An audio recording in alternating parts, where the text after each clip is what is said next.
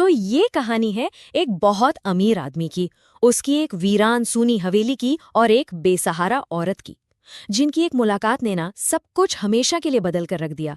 चलिए इस कहानी को जरा और करीब से जानते हैं। ये जो एक लाइन है ना, यही इस पूरी कहानी का दिल है।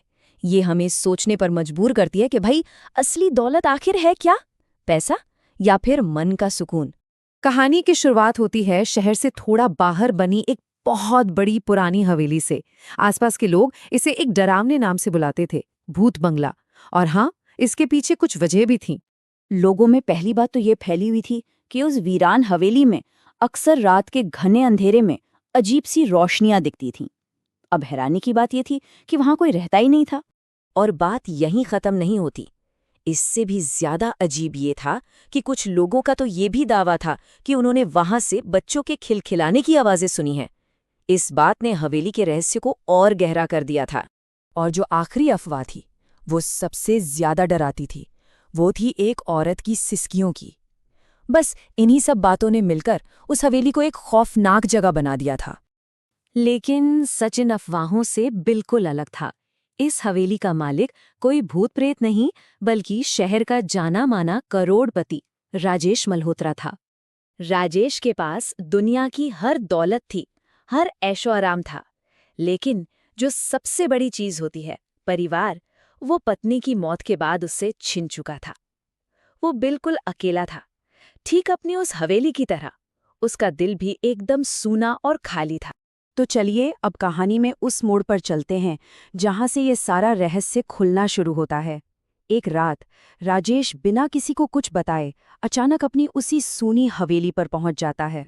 दरवाजा खोलते ही उसे अंदर से कुछ अजीब आवाजें सुनाई देती हैं। पहले बर्तनों की खनक और फिर अचानक एक बच्चे के रोने की आवाज। उसका दिल तेजी से धड़कने लगता है और वो धीरे धीरे दबे पांव ऊपर की ओर कदम बढ़ाता है। जरा सोचिए, उस बंद कमरे में आखिर कौन हो सकता था?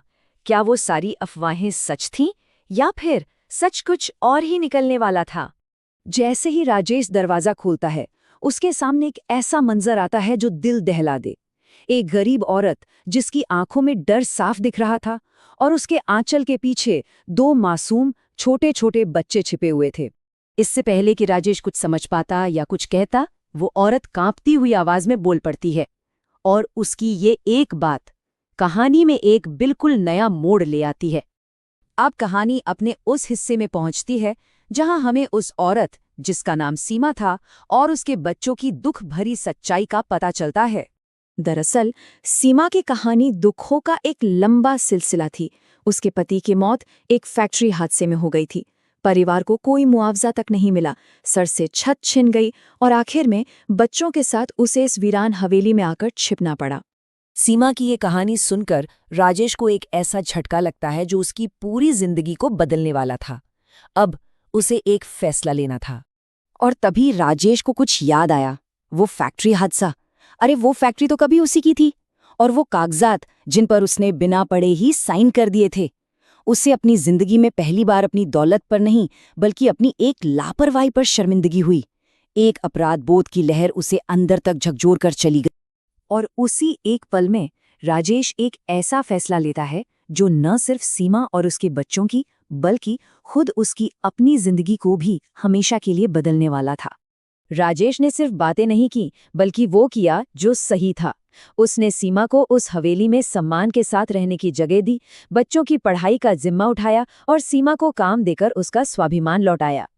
सालों बाद उस सूनी हवेली में फिर से जिंदगी और हंसी लौट आई थी। अब देखते हैं कि राजेश के इस एक फैसले का नतीजा आखिर क्या हुआ और कैसे एक भूत बंगले की पहचान हमेशा हमेशा के लिए बदल गई। जैसा कि अक्सर होता है, समाज को ये बदलाव बिल्कुल रास नहीं आया। लोगों ने राजेश का मजाक उड़ाना शुरू कर दिया, यहां तक कि उसे पागल भी कह दिया। लेकिन सच कहूं तो लोगों की इन बातों का राजेश पर अब कोई असर नहीं हो रहा था, क्योंकि उसे पैसों से जो खुशी, जो सुकून कभी नहीं मिला, वो उसे उन बच्चों की हंसी और एक परिवार के होने के एहसास से मिल रहा था। कहानी का सबसे भावुक पल, सबसे इमोशनल मोमेंट तब आता है जब एक दिन राजेश बीमार पड़ जाता है। अस्पताल में उसके बिस्तर के पास कोई नहीं था। तभी सीमा और उसके बच्चे दौड़ते हुए वहां आते हैं और बच्चे रोते हुए उसे पापा कहकर पुकारते हैं। बच्चों के मुंह से पापा सुनकर राजेश की आंखों से खुशी के आंसू बह निकले। उसे एहसास हुआ कि आज उसकी दौलत नहीं बल्कि उसकी जिंदगी सही मायनों में पूरी हुई है। सालों पहले उसने जो अपना परिवार खो दिया था वो उसे आज वापस मिल गया था। और बस उस दिन के बाद शहर के लोगों ने उस हवेली को भूत बंगला कहना बंद कर दिया। अब उसका एक नया नाम था, दिलों का घर। ये कहानी हमें यही याद दिलाती है कि कभी-कभी हमारा लिया गया एक सही फैसला सिर्फ किसी और की किस्मत नहीं बल्कि हमारी अपनी जिंदगी को भी एक नया मतलब दे सकता है।